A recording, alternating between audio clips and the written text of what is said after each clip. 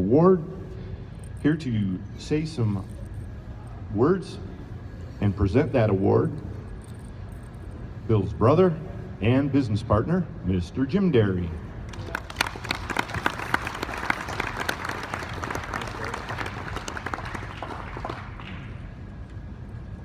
I do have the honor and privilege of introducing Bill, but as I stand here, it's like this isn't really necessary. I mean, I know virtually everybody in the room, you know Bill, so I may shorten the remarks, but I may add some stuff that you might not know about him. Bill, he was very clear. He said, Jim, keep it short and don't screw this up, okay? So it's really important. So my job is to distill the last 56 years into a couple of minutes, and I think it's important, though, to put this into perspective. There were 7 children in our family. I was the 5th son. Bill's 10 years older than I am, and the brothers are 12, 14, and 16 years older. So they're a lot older than I am. And my oldest memory of life is as a small child in the summer with a big winter coat on that, a hood on it, and I'm running between the trees in our backyard. And my older brothers, including Bill, were standing on the back porch with BB guns, bam, bam, bam, shooting at me. And you can ask him when he gets up here. That is not an embellished story. That's happening. So the reason I bring that up is that we started not at the best spot in our relationship, right? This had our relationship as brothers didn't necessarily have the exact best start, but it turned out okay. If I was challenged to use one word to describe my brother Bill, it would be the word passion. So I'll try to give you a couple elements of how passion had just exudes from Bill, because it does. And if you know him, like many of you do, you've seen that. So I want to share on that. But it is also interesting, as I look around the room, many of us, I would say most of us, me included, did not aspire to be in the fastener business. We didn't. But once we got in, we can't get out. And I think, Adam, you're stuck forever in the fastener business. You started at 21, you'll be there forever. But Bill got in the fastener business because the line at the local job fair when he graduated from college at Camcar, there was no one there, and the line that he wanted to go into at a local bank was long, so he said he went to work at Camcar because there was no line in the job fair. He had an illustrious 20 plus years at Camcar, arguably one of the best fastener manufacturing companies, and Rockford Products. We're fortunate Rockford at one time was the fastener capital of the world.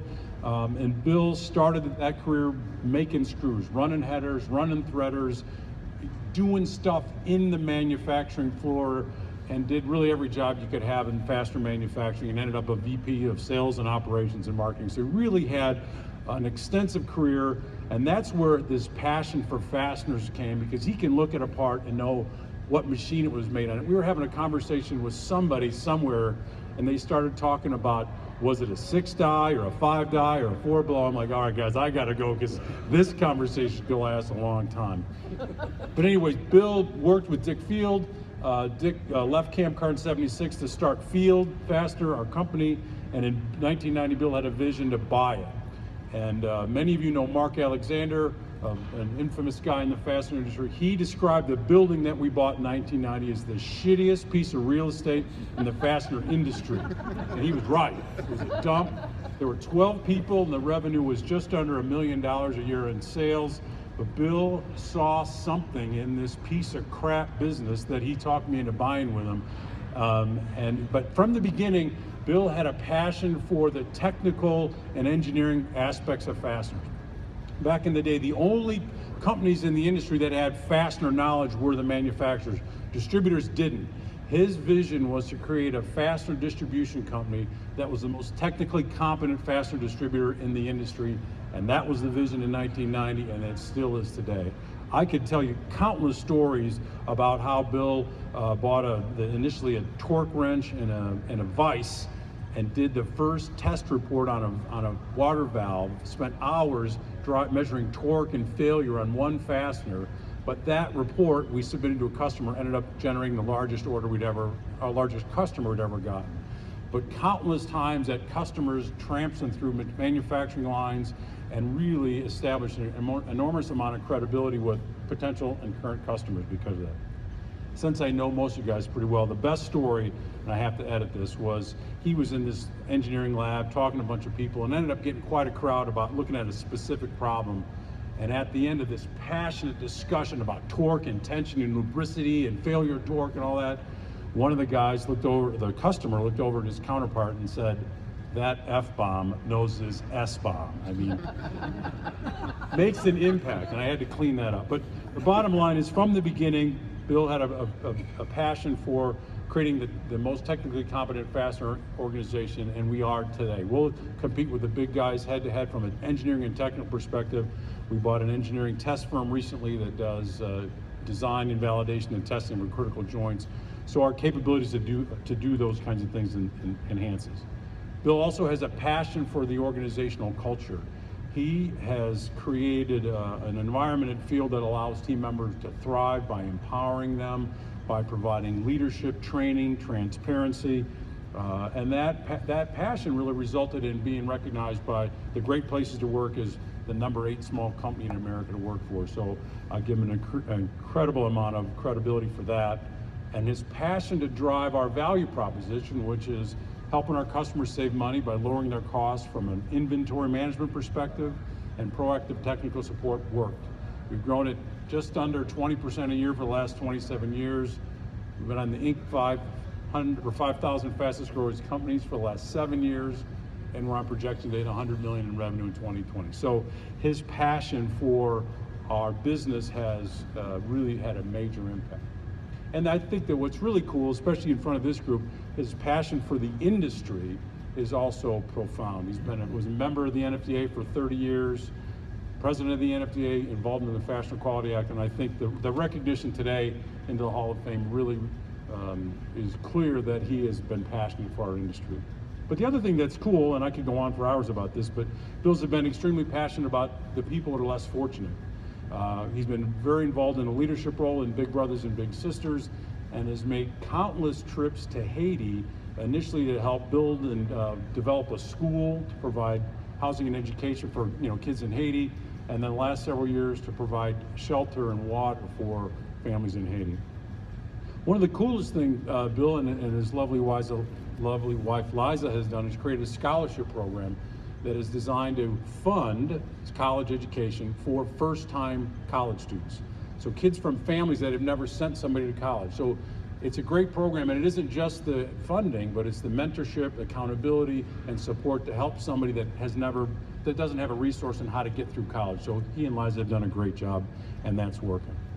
Now, I could go on and on about stories. I could tell you a story about how when our mom worked at Field, he told her that I didn't want to give her a raise, and he did, and she believed it. But I don't want to go there because he said, I'm supposed to be nice. But I just want to say I'm extremely fortunate for having Bill as my brother for the last 56 years and my business partner for the last 27 years. I'm super proud of him. I stand here representing our company, all our team members, our customers and suppliers, and really our mom and dad, because we're all so very proud of you.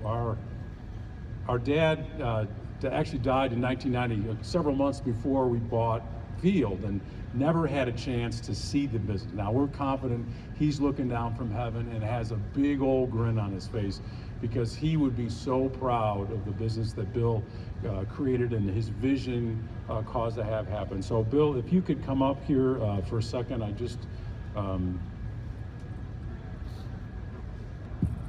I'd like to give you this award, the Induction to the Hall of Fame, on behalf of the industry, me and the entire Field family. I'm super proud of you. Your leadership, your passion, your humility has made a big impact on our company, on me personally, and on the industry. So thank you very much.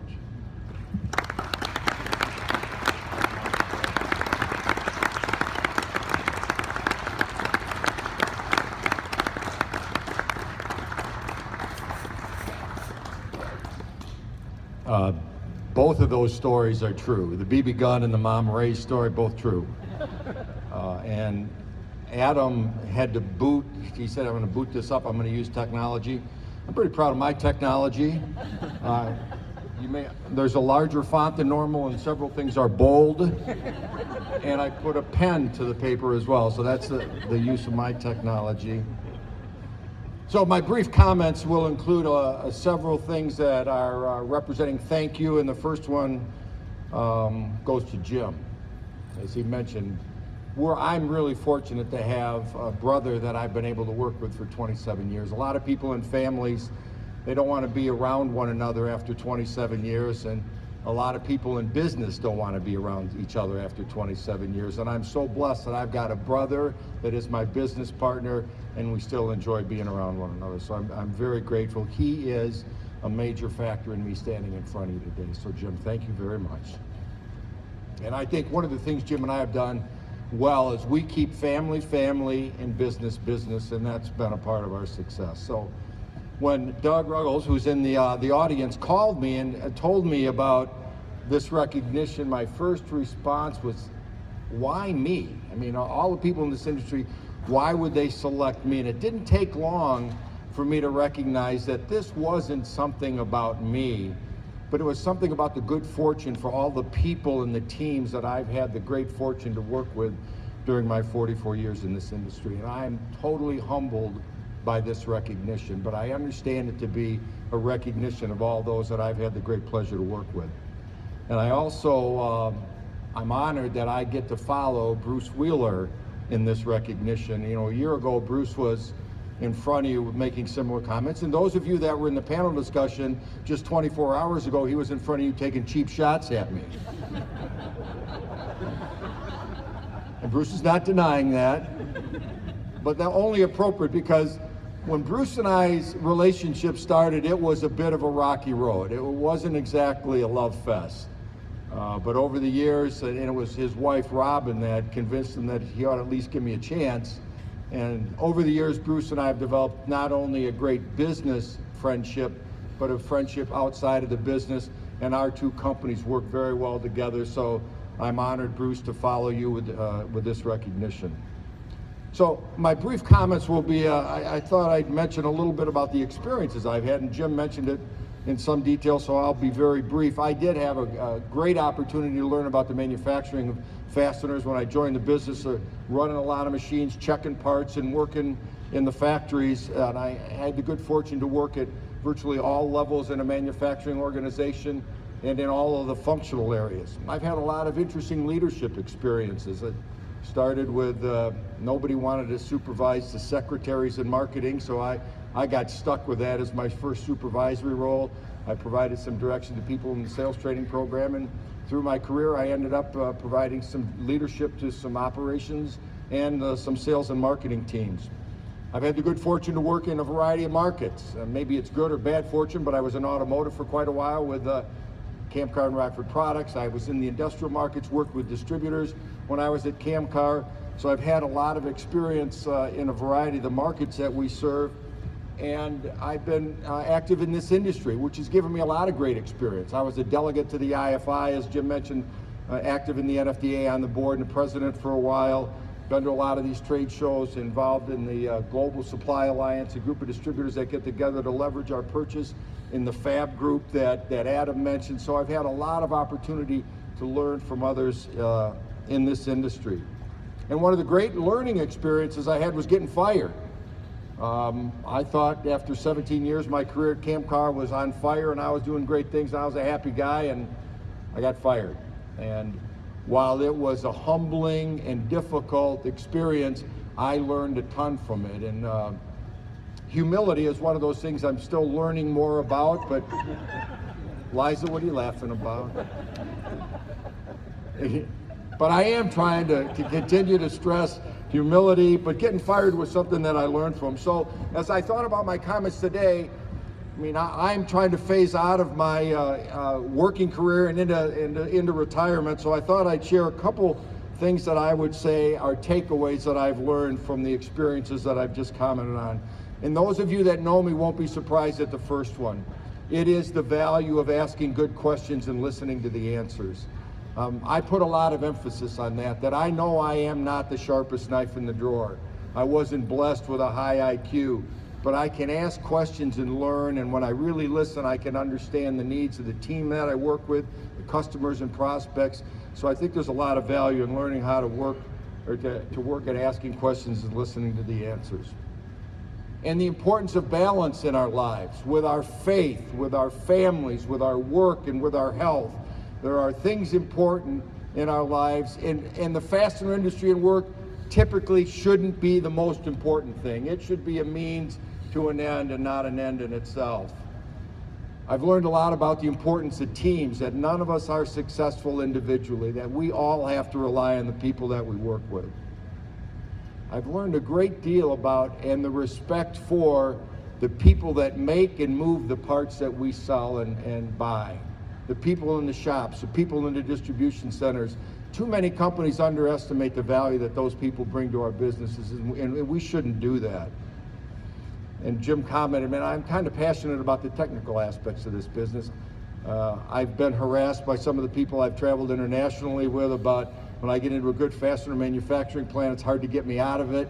I really love the technology associated with this business, and I think that's been good for me. I use what I learned running a header 44 years ago. I still use that information. And it's something I'm still working on, like humility, is patience. I'm not by nature a particularly patient person, but I'm learning that. When I worked at Camcar's Tap-Tight plant, I was the product manager and then the manufacturing manager, and eventually I became the general manager of that plant. So by that time I figured I knew every problem in the plant, and more importantly, I knew every solution. And so about 2 months into the job, I was walking around the plant with our human resources guy, and kind of out of the blue, he said, Bill, come on, we got to go back to my office. And he took me back to his office, and he said, now sit down there. And I sat down across from his desk. This is the guy that's now working for him. He said, you're driving everybody crazy. He said, you got interesting ideas about things that we need to do, but you're driving everybody crazy. You got to slow down and be more patient. And that hit me right between the eyes. So I think that was an important learning experience. I've learned that a lot of good learning can come from crummy jobs. One of the crummiest jobs I had was for several years when I was at that Tap-Tight plant. We were past due to the world. We had 3 weeks of production. If we just ran nothing but past due parts, we'd run them for 3 weeks. So my whole job was expediting and talking to irritated customers and trying to solve problems. But I learned a lot about problem solving and stress management. So it's important to know that job doesn't have to be fun to be providing something that is good learning. I've learned that good companies really believe in the importance of their people and the importance of good people at every level in the organization. And a lot of companies talk about the importance of people, but unfortunately with most it's window dressing. So really good companies, really in their DNA, they believe in the value of people. I found that people really want to follow good leadership. We all are looking for leadership, and if people aren't following the leadership we're trying to provide, it may be something that we're not doing the right way, because most of the people we work with are looking for good leadership. Not surprisingly, we all know communications is the most important part of virtually every relationship, and that's certainly true in business. I've learned the importance of setting standards and not compromising on them. And I'd like to stand in front and say, you know, I've never violated my standards or compromised them. I certainly have. There's been times I've taken shortcuts and done things, but in retrospect, in virtually every case when I modified my standards, I regretted it. So standing by them, I think, is a good thing. I've learned the value of setting written goals and plans. In the late 80s, I went to a time management seminar, and the guy, and I'm going to abbreviate the story to make the point, but the guy at the beginning said, in general, he said, if you go to the working public and ask them, what are your goals? 90% can articulate something. Financial success, lose some weight, be healthy. And as you ask them to quantify them and then to put a time frame on them, the percents got less and less. And then he said, less than 5% of the population has goals that are specific, they're quantifiable, there's a timetable set, there's a plan set. Less than 5% have that. And then he said the thing that made an impression on me. over 80% of the people that write them down accomplish them. I said, again, I know I'm not the sharpest knife in the drawer, but I can write shit down and do it. I can do that. So I did. I set out and I established some goals for myself at various intervals in my life when I was 45 and 50 and 55. And there was a point in my career where I had to decide. I was at Rockford Products and things weren't going great. And I said, I'm either going to quit and join Field full time and take the consequences of that, or I'm going to erase that goal and say I can't accomplish it. And I left Rockford Products because I had that goal written down. I learned that you can learn both good things, you can learn great things from both great and lousy bosses. I've been very blessed in my career that I worked for a bunch of really good people, people that mentored me and taught me a lot of things. And I worked for some bozos.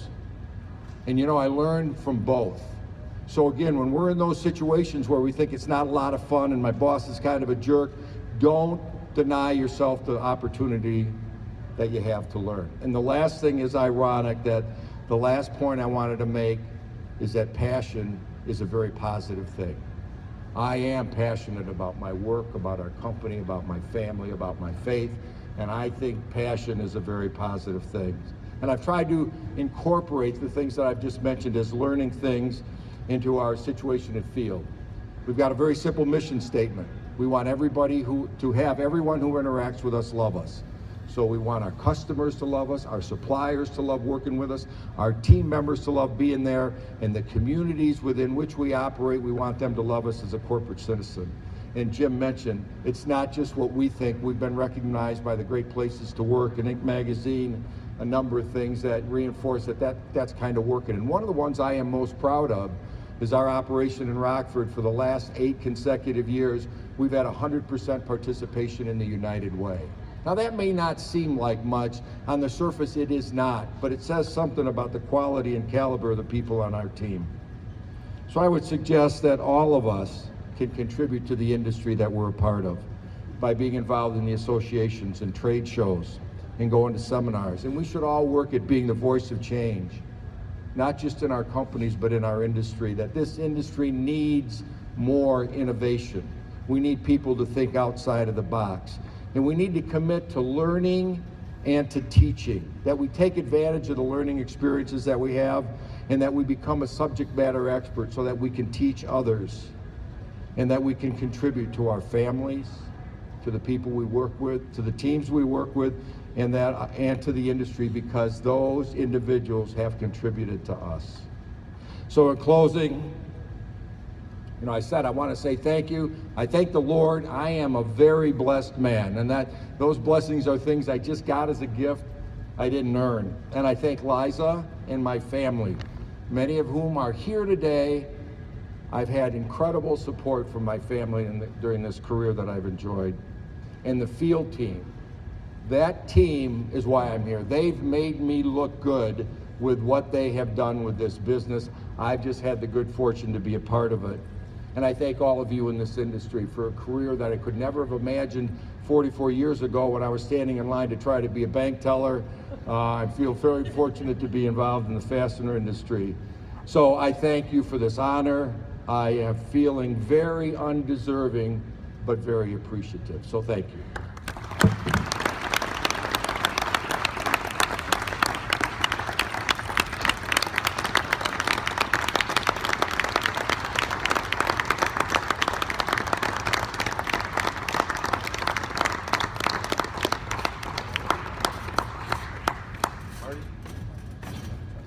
Morgan?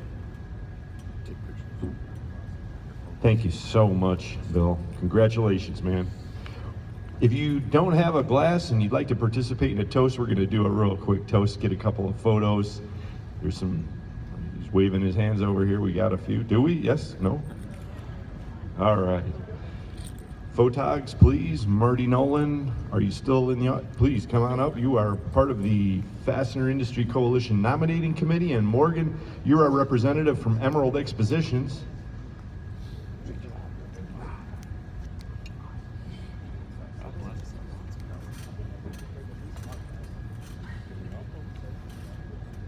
Morgan.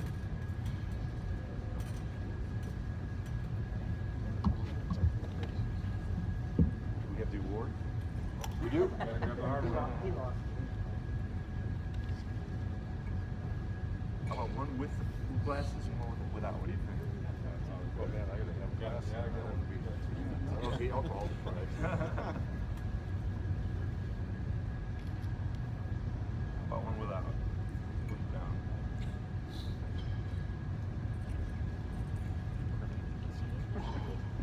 So emotional.